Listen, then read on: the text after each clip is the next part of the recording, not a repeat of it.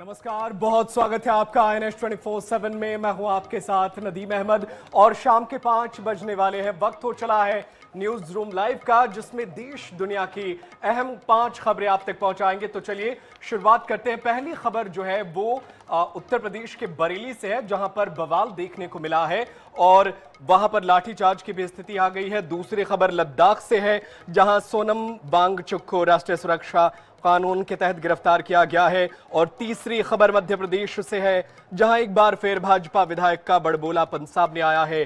विधायक हरि सिंह सप्रे ने लाडली बहना योजना के तहत महिलाओं को दिए जाने वाले पैसे को व्यर्थ बताया है। चौथी खबर छत्तीसगढ़ से है, यहां के बिलासपुर और रायपुर में ईडी ने छापेमार कार्रवाई की है। और 5 का पंच में 5वीं खबर छत्तीसगढ़ से है, जहां SIA ने रायपुर शहर से नक्सली दंपत्ति को गिरफ्तार किया है। तो ये 5 के पंच की 5 खबरें आपके टीवी स्क्रीन पर। पहली खबर जो है वो उत्तर प्रदेश से है, जहां पर बवाल देखने को मिला है। दरअसल ये धार्मिक मुद्दा है जिसको लेकर जमकर बवाल हो रहा है। दूसरी खबर लेह से है, सोनम वांगचुक को गिरफ्तार कर लिया गया है। ईडी का एक्शन भी देखने को मिल रहा है। वहीं बीजेपी विधायक का बड़बोलापन भी नजर आ रहा है।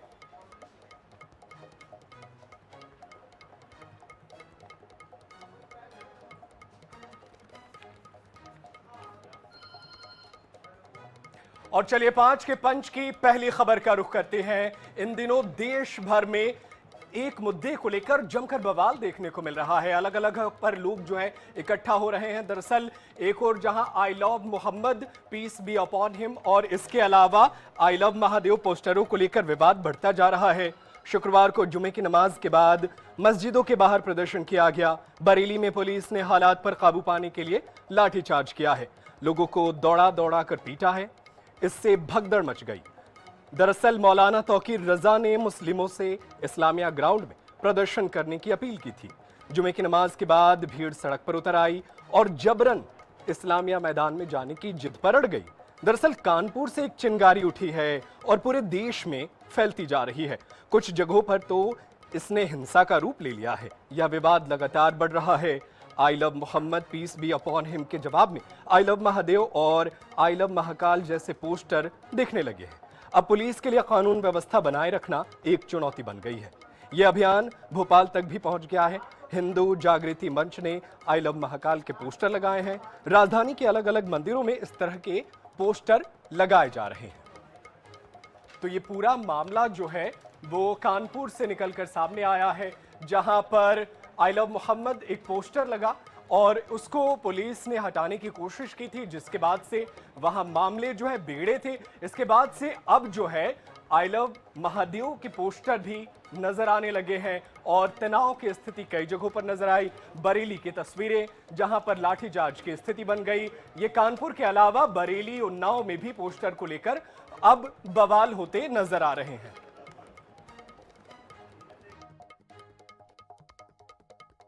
महाकाल महादेव मध्य प्रदेश में है और निश्चित रूप से भगवान महाकाल को कालों का काल कहा जाता है। राजाओं के राजा महाकाल हैं और महाकाल निश्चित रूप से कालों के काल हैं। और जब पूरी सृष्टि भगवान श्री महाकाल चला रहे हैं, भगवान महाकाल रचयिता हैं पूरी सृष्टि के, तो निश्चित रूप से आज हम अपना यहाँ पे प्रेम और उनके प्रति कृतज्ञता व्यक्त कर रहे हैं कि भगवान महाकाल पूरे सृष्टि की, पूरे विश्व का कल्याण करें। और निश्चित रूप से हर धर्म को, हर सनातनी को अपने धर्म के प्रति जो लगाव है, अपने भगवान से जो प्यार है, हम उसको आज यहाँ पे प्रदर्शित कर रहे हैं।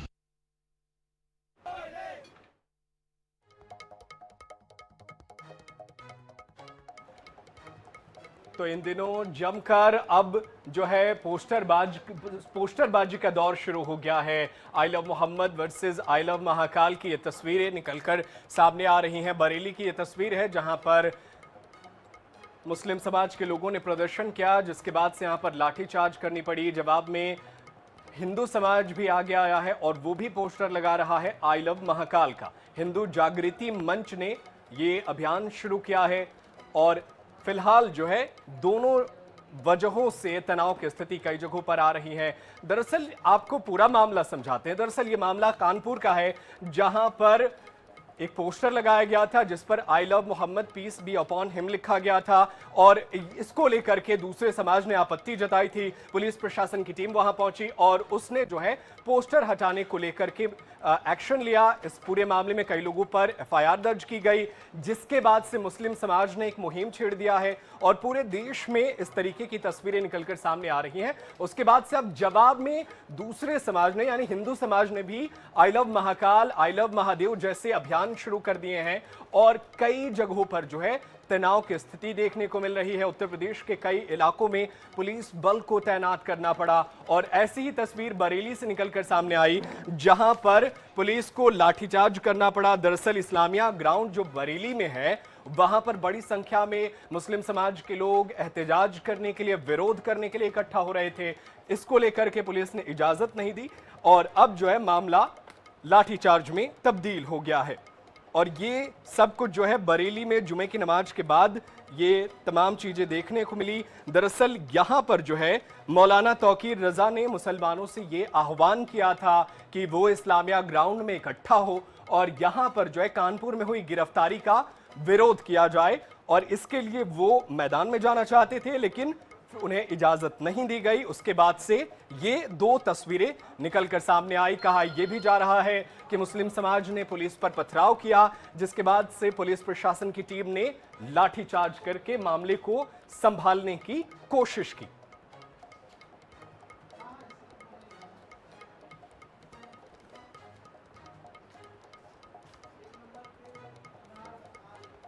तो ये दो तस्वीरें आपके टीवी स्क्रीन पर पहुंचा रहे हैं। कानपुर के अलावा अब ये अलग अलग शहरों से ये ऐसी तस्वीरें निकल कर आ रही हैं। बरेली की तस्वीरें जहां पर मुस्लिम समाज एहतजाज करने के लिए जुटा था, यहां पर विरोध प्रदर्शन कर रहा था, लाठीचार्ज हुई। इसके अलावा भोपाल की ये दूसरी तस्वीर है जहां पर हिंदू समाज ने महाकाल के पोस्टर लगाए।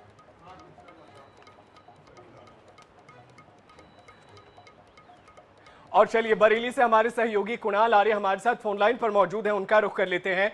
कुणाल, देखिए कानपुर में जो हुआ उसको लेकर के पूरे देश में मुस्लिम समाज विरोध कर रहा है, लेकिन ऐसा बरेली में क्या हुआ कि ये पूरा मामला बिगड़ता गया, लॉ एंड ऑर्डर की जो है सिचुएशन जो है वो बिगड़ते चले गए? इसके पीछे वजह क्या रही और किस तरीके से पुलिस जो है आगे कार्रवाई कर रही है इस पूरे मामले में? जी बिल्कुल, मैं आपको बता दूं, देखिए जब से ये आई लव मोहम्मद वाला ट्रेंड पकड़ा है तो लगातार इसको लेके बरेली में भी बवाल शुरू हो गया है। बरेली में भी उपद्रवियों ने पथराव किया, पुलिस ने इनके ऊपर लाठी चार्ज भी किया। पुलिस के द्वारा काफी मना किया गया था कि इस तरीके का कोई भी उपद्रव ना हो, लेकिन प्रदर्शनकारी नहीं माने। इसको लेकर आई लव मोहम्मद पोस्टर को लेकर बरेली में प्रदर्शन किया गया था। बरेली की फिजा बिगाड़ गई। पुलिस प्रशासन की अनुमति रद्द करने के और लाखों समझाने के बावजूद नफरती मौलाना तौकीर रजा के द्वारा इस तरीके का जो कार्यक्रम रखा गया था उसमें उसका माहौल बिगड़ा तो पुलिस के द्वारा उस पर लाठीचार्ज किया गया था। जी बिल्कुल, पुलिस के द्वारा लाठीचार्ज किया गया है, लेकिन दूसरी तरफ मुस्लिम समाज जो है विरोध कर रहा था, उसका क्या कहना था? और क्या जिस तरीके से यहाँ पर पथराव हुआ तो क्या पुलिस प्रशासन कोई एक्शन लेने जा रही है, एफआईआर दर्ज करने जा रही है? पुलिस का क्या पक्ष है? पुलिस का पक्ष ये है कि पुलिस ने बताया था कि हमने काफी लोग समझाया था, सैकड़ों लोग सड़कों पर उतर आए थे, उसके बावजूद उन्हें समझाया, लेकिन पुलिस के न समझाने पर, न रोकने पर, पुलिस को रोकने पर समझाने का भरकस प्रयास किया गया था, लेकिन नहीं माने। भीड़ में शामिल कुछ खुरापाती तत्व जो होते हैं ना, उन्होंने प्रदर्शन की आड़ में पुलिस में बाजार में दुकानदारों पर पथराव शुरू कर दिया था। दुकानों में तोड़फाड़ भी होने लगी थी। पुलिस के द्वारा बताया गया था कि कुछ लोगों को चिन्हित भी किया गया है और उन पर उचित कार्रवाई की जाएगी। वीडियो के जरिए उन लोगों की पहचान भी की जाएगी। बिल्कुल, तो कार्रवाई की जाएगी। अभी कोई गिरफ्तारी हुई है कि नहीं? फ्लैग मार्च इलाके में हो रहा है क्या? जी लगातार फ्लैग मार्च चल रहा है, लेकिन अभी गिरफ्तारी की किसी की पुष्टि नहीं हुई है इस तरीके से। बहुत शुक्रिया कुणाल, तमाम जानकारी के लिए। आप नजरें बनाए रखिएगा, आगे भी आपसे जानकारी हासिल करते रहेंगे। तो ये बरेली की तस्वीर, अब ऐसे ही तस्वीरें हर जगह से ना आए, इसको लेकर के पुलिस प्रशासन जो है वो एक्शन में है और किसी भी तरीके के कानून व्यवस्था को हाथ में लेने की किसी को भी इजाजत नहीं दी जाएगी। पुलिस पूरी तरीके से सख्त नजर आ रही है बरेली में।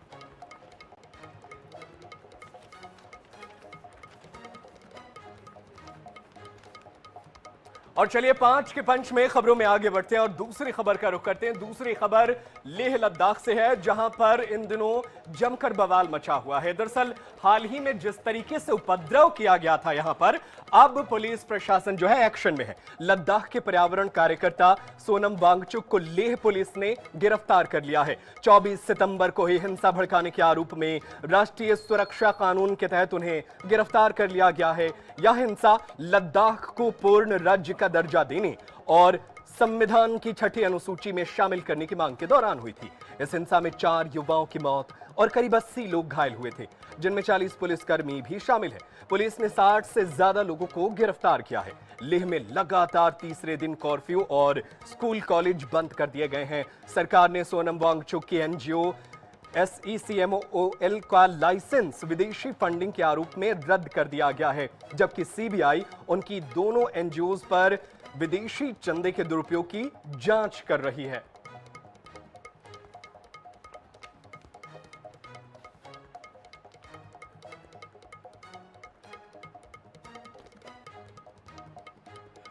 तो हिंसा भड़काने के मामले में सोनम वांगचुक को गिरफ्तार कर लिया गया है और इसके साथ ही चलिए राजनीतिक विश्लेषक संदीप चौधरी हमारे साथ फोन लाइन पर जुड़े हुए हैं, उनका रुख कर लेते हैं।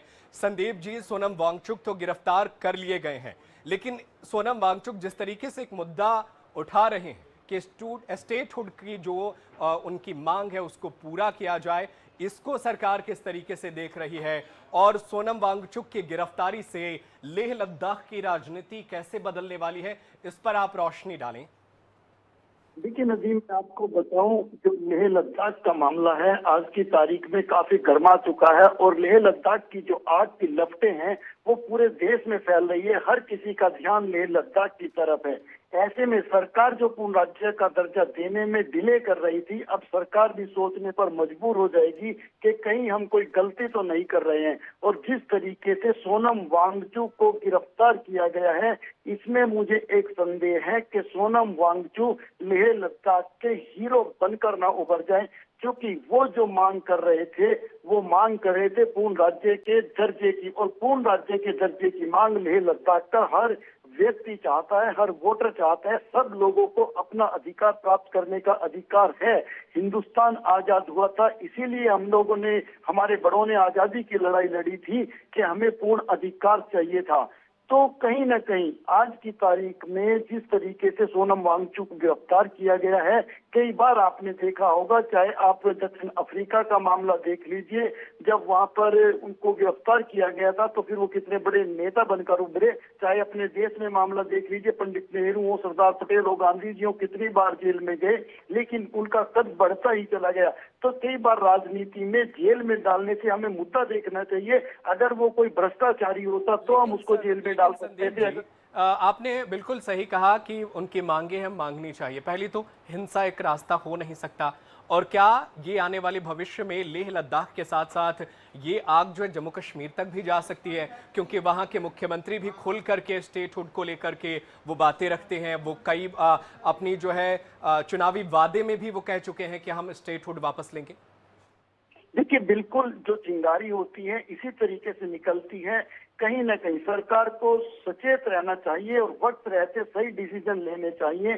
कोई भी स्टेट होगा, चाहे वो जम्मू कश्मीर की आप बात कर लीजिए, लेह लद्दाख की बात कर लीजिए, या रह के ये चीजें दिल्ली में भी उठती रही है। कई बार दिल्ली में ये चीजें उठी हैं कि पूर्ण राज्य का दर्जा दिल्ली को कब मिलेगा, कैसे मिलेगा, और इनके ऊपर वोटिंग भी हुई है, इनके ऊपर चुनाव भी लड़े गए हैं, ये बड़े मुद्दे भी रहे हैं। इन मुद्दों पर चुनाव लड़े गए हैं, लेकिन अब जब मांगे पूरी करने की बात जो है वो वहां के नेता कर रहे हैं, तो उसके बाद से ये हालात निकल कर सामने आ रहे हैं।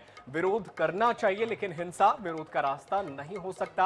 आप अपनी बातों को शांति से भी सरकार के तक पहुंचा सकते हैं। बहुत शुक्रिया संदीप चौधरी जी हमारे साथ जुड़ने के लिए और अपने वक्तव्य हमारे दर्शकों के साथ साझा करने के लिए। और चलिए बिना देरी के खबरों में आगे बढ़ते हैं और 5 के पंच की तीसरी खबर का रुख करते हैं।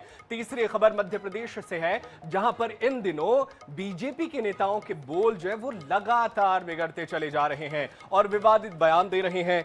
एक बार फिर से ये मामला सामने आया है जब भाजपा नेता ने बड़बोला बयान दिया है और हलचल मचा दी है। दरअसल ताजा मामला विदिशा जिले से सामने आया है। जिले के कुरवाई से भाजपा विधायक हरि सिंह सप्रे ने अपनी ही सरकार की योजना पर सवाल खड़ा कर दिया। बीजेपी विधायक ने लाडली बहना योजना के तहत महिलाओं को मिलने वाली राशि को व्यर्थ बता दिया है। उनका कहना है कि सरकार फ्री फंड का पैसा महिलाओं को दे रही है। उन्होंने कहा कि प्रदेश के मुख्यमंत्री आ रहे हैं, कोई भी फसलें काटने मत चले जाना, नहीं तो समझ लेना। तो देखिए किस तरीके से जनता को धमका भी रहे हैं कि जैसे मुख्यमंत्री आ रहे हैं, रैली करेंगे, तो तुम कहीं और मत चले जाना, उनकी रैली में रहना।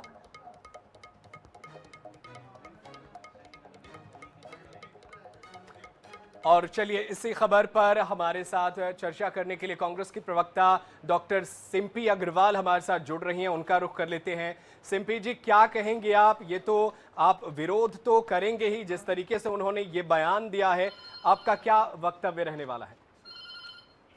देखिए, भारतीय जनता पार्टी के नेता जो लाडली बहना योजना के दिए जाने वाली किस्त को लेकर बयान दे रहे हैं, ये बहुत ही शर्मनाक है, क्योंकि लाडली बहना योजना ने भारतीय जनता पार्टी को एक पॉलिटिकल माइलेज देने का काम किया था। और इसमें कोई दो मत नहीं है कि मध्य प्रदेश की लाडली बहनों ने मिलकर ही भारतीय जनता पार्टी को पुनः सत्तासीन किया था। और ये साफ दिखाता है कि जो भारतीय जनता पार्टी के नेता हैं, ना तो ये महिलाओं के सशक्तिकरण को लेकर गंभीर हैं और ना ही ये जरूरतमंद बहनों की मदद करना चाहते हैं। कांग्रेस देखिए हमेशा से महिलाओं के सम्मान और उनके स्वावलंबन के लिए खड़ी रही है और आगे भी हम महिलाओं के अधिकारों के लिए संघर्ष करते रहेंगे।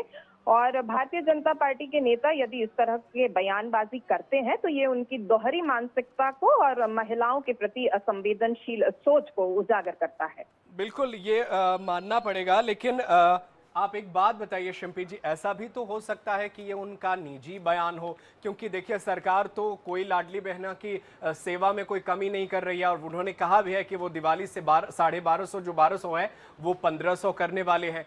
तो सरकार तो पूरी तरीके से लाडली बहनों के साथ है। देखिए, अब ये तो भारतीय जनता पार्टी ही तय करे कि ये उनका व्यक्तिगत बयान है या फिर ये भारतीय जनता पार्टी का अपना बयान है। बहरहाल बीजेपी के जो नेता हैं वो इस तरह की उलझुल बयानबाजियां तो करते आए हैं, उनको इसमें महारत हासिल है। और जब भारतीय जनता पार्टी के वरिष्ठतम नेताओं से पूछा जाता है तो वो जरूर पल्ला झाड़ने के लिए यही कहते हैं कि ये उनका निजी वक्तव्य है और इसका पार्टी से कोई लेना देना है नहीं।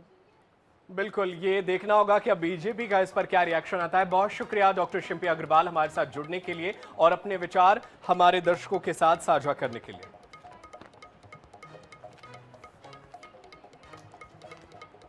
और चलिए 5 के पंच में खबरों में आगे बढ़ते हैं और चौथी खबर का रुख करते हैं। चौथी खबर छत्तीसगढ़ से है, जहां पर ईडी ने एक बार फिर से कार्रवाई की है। राजधानी रायपुर से लेकर न्यायधानी बिलासपुर तक ईडी ने यहां पर छापेमारी कार्रवाई की है और कई सफलता मिली है। ईडी ने कई बिल्डर्स के ठिकानों पर छापा मारा है। मौके पर टीम ने दस्तावेजों की जांच की। जानकारी के मुताबिक ईडी की टीम ने तड़के सुबह रायपुर के एक बिल्डर के ठिकानों पर छापेमारी की। इसी क्रम में बिलासपुर में भी सुल्तानिया ग्रुप के मीनाक्षी सेल्स के ठिकानों पर भी छापेमारी की गई। बताया जा रहा है कि सुल्तानिया ग्रुप के मीनाक्षी सेल्स का कोयला, सीमेंट, छड़, स्टील ट्रेडिंग का कारोबार है। ईडी की ये कार्रवाई किन गड़बड़ियों को लेकर है, ये फिलहाल स्पष्ट नहीं है। ईडी के अधिकारी ग्रुप से जुड़े कारोबारियों से पूछताछ कर रहे हैं। यहां 2 गाड़ियों में टीम पहुंची थी। मौके पर कई महत्वपूर्ण दस्तावेजों की जांच की जा रही है। तो लगातार भ्रष्टाचार पर प्रहार जारी है छत्तीसगढ़ में और सरकार जो है लगातार एक्शन ले रही है। आज सुबह सुबह ईडी की टीम जो है राजधानी रायपुर से लेकर बिलासपुर तक छापेमारी की। जवाहर नगर में रियल एस्टेट कारोबारी के घर छापा। इसके अलावा बिलासपुर में भी छापेमारी। बिलासपुर में मीनाक्षी सेल्स और सुल्तानिया ग्रुप के यहां पर भी छापेमारी हुई है।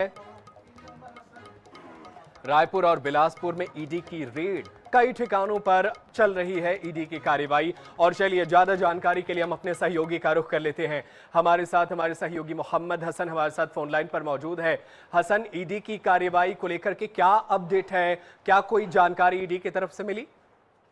राजधानी में आज एक बड़े प्रॉपर्टी कारोबारी के घर जो है बिल्डर्स यहाँ पर ईडी ने जो है वो छापेमारी की। सुबह से ही कार्रवाई लगातार जारी है। अभी फिलहाल भी जो ईडी के तमाम जो लोग हैं साथ ही सुरक्षा जवान जो है वो वहाँ पर मौजूद है। लगातार ईडी के जो अधिकारी हैं वो उस जमीन कारोबारी से जो पूछताछ है वो कर रहे हैं। कहीं ना कहीं एक बड़े घोटाले की आशंका है, जिसको लेकर के इस बिल्डर के जो निजी आवास है वहां पर ही छापेमारी कार्रवाई की जा रही है। और जवाहर बाजार में अलग अलग टीमें जो है वो ईडी की सुबह से पहुंची हुई है और उनके द्वारा ये पूरी छापेमारी की गई। हालांकि अब तक स्पष्ट नहीं हुआ है कि किस घोटाले से पूरा जुड़ा मामला है, लेकिन कहीं ना कहीं कार्रवाई के समाप्त होते ही एक बड़ी जानकारी जो है वो जरूर निकल करके सामने आ सकती है। बहुत शुक्रिया मोहम्मद हसन, तमाम जानकारी के लिए आप नजरें बनाए रखिएगा। आगे भी आपसे जानकारी हासिल करते रहेंगे और अपने दर्शकों को अपडेट करते रहेंगे।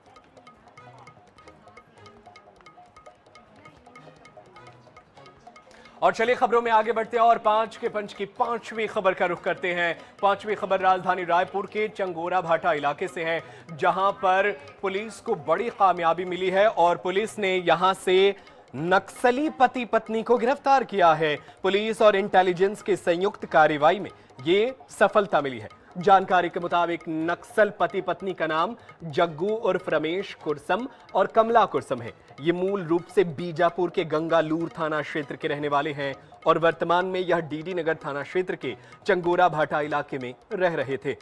जानकारी के मुताबिक रमेश कुरसम ने कई बड़े अफसर के घर ड्राइवर और गार्ड की भी नौकरी की। दोनों ने इलाज का बहाना बनाकर फर्जी आधार कार्ड के जरिए किराए पर मकान ले लिया था और इसके अलावा वो दोनों कई सालों से शहरी नेटवर्क के जरिए नक्सली गतिविधियों में भी सक्रिय थे। बताया जा रहा है कि आरोपियों के घर से पुलिस को कई अहम दस्तावेज भी हाथ लगे हैं। फिलहाल रमेश को पुलिस रिमांड पर और कमला को न्यायिक हिरासत में भेज दिया गया है। दोनों से लगातार पूछताछ जारी है और उम्मीद है कि जल्द ही बड़े खुलासे हो सकते हैं। तो राजधानी रायपुर के चंगोरा भाटा इलाके में नक्सली दंपत्ति रह रहा था और पुलिस को इसकी भनक तक नहीं थी। उसने नकली आधार कार्ड बनाया और यहां पर रह रहा था, लेकिन इंटेलिजेंस और खुफिया जानकारी के बाद से पुलिस ने कार्रवाई की और उन्हें हिरासत में ले लिया है। और चलिए ज्यादा जानकारी हासिल करते हैं। हमारे साथ हमारे सहयोगी मनोज नायक हमारे साथ फोन लाइन पर मौजूद है। मनोज, बेहद हैरान करने वाली खबर है कि एक नक्सली दंपत्ति और फर्जी दस्तावेजों के जरिए राजधानी रायपुर में रह रहा हो, कई लोगों के घरों में ड्राइवर की नौकरी कर रहा हो और अब कामयाबी मिली है। क्या माना जाए, पुलिस अभी इस पर और नजर रखेगी आगे? जी देखिए, केंद्रीय गृह मंत्री अमित शाह ने बस्तर को नक्सल मुक्त करने के लिए 31 मार्च 2026 तक की डेडलाइन तय की हुई है और लगातार वहां पर ऑपरेशन चल रहे हैं। तो कहीं ना कहीं जो है बस्तर में जो है नक्सली जो है तितर बितर हो चुके हैं। वे अपने लिए जो है सेफ पॉइंट ढूंढ रहे हैं और इसी तारतम्य में जो है नक्सली दंपत्ति की राजधानी रायपुर से गिरफ्तारी हुई है। स्टेट इन्वेस्टिगेशन एजेंसी की ओर से यह पूरी कार्रवाई की गई है। बताया जा रहा है कि यह दंपत्ति जो है चंगोरा भाटा थाना क्षेत्र में एक मकान में चंगोरा भाटा थाना क्षेत्र के एक मकान में जो है मकान किराए पर लेकर 3-4 महीने से निवासरत था और जिस नक्सली दंपत्ति की गिरफ्तारी हुई उनके नाम बताया जा रहा है कि कमला और जग्गू उर्फ रमेश इसके नाम बताया जा रहा है, जिसमें से कि जो महिला है उसे जो है पुलिस ने SIA ने जो है जेल भेज दिया है न्यायिक हिरासत में। वहीं जो है जग्गू को अभी 3 दिन की रिमांड पर रखकर उससे पूछताछ की जा रही है। यह भी जानकारी मिली है कि उनके घर से जो है कई आपत्तिजनक सामग्रियां भी मिली है। उसने मकान को लेने के लिए कुछ फर्जी दस्तावेज भी मकान मालिक को दिए थे, यह जानकारी भी सामने आ रही है। तो निश्चित रूप से जो है राजधानी पुलिस के साथ साथ जो है SIA के लिए यह एक बड़ी कामयाबी, क्योंकि इससे पहले भी जो है राजधानी रायपुर से मनोज, बड़ा सवाल ये है कि क्या इनके अलावा और भी हो सकते हैं जो राजधानी रायपुर में छिपे हो नक्सली? इसको लेकर के क्या पुलिस आगे जांच पड़ताल करेगी या इनसे कुछ क्लू मिले तो कार्रवाई हो? जी देखिए, पूरी कार्रवाई पे जो है SIA के साथ साथ जो है SIB की टीम है, साथ ही साथ जो है स्थानीय थाना डीडी नगर तक की ये तमाम जो एजेंसियां हैं वे पूरे मामले में कार्रवाई कर रही है। क्योंकि इससे पहले भी जो है अर्बन जो नेटवर्क है नक्सलियों का वह रायपुर में पकड़ा जा चुका और इतने सालों के बाद एक बार फिर से जो है कहीं ना कहीं जो है नक्सली दंपत्ति पकड़े जा रहे हैं। तो इसका मतलब यह है कि एक बार फिर से जो है वे बस्तर से भागकर शहरों की ओर आ रहे हैं और यहाँ पर जो है वे अपना ठिकाना बना रहे। तो निश्चित रूप से इन दंपत्तियों से जो जानकारी मिलेगी उसके बाद आगे और भी SIA कार्रवाई कर सकती है और कुछ और बिल्कुल, आगे और भी कार्रवाई हो सकती है। जिस तरीके से कार्रवाई चल रही है बस्तर के आसपास के इलाकों में, उसके बाद से ये माना जा रहा है कि पनाह के लिए नक्सली जो है शहरों की ओर रुख कर रहे हैं, लेकिन यहाँ भी कार्रवाई हो रही है। बहुत शुक्रिया मनोज नायक तमाम जानकारी के लिए। आप नजर बनाए रखिएगा, आगे भी आपसे जानकारी हासिल करते रहेंगे। और फिलहाल मेरे साथ 5 के पंच में आज के लिए इतना ही, लेकिन देश दुनिया की खबरें लगातार जारी है। आप कहीं मत जाइए, देखते रहिए INS 24/7। धन्यवाद।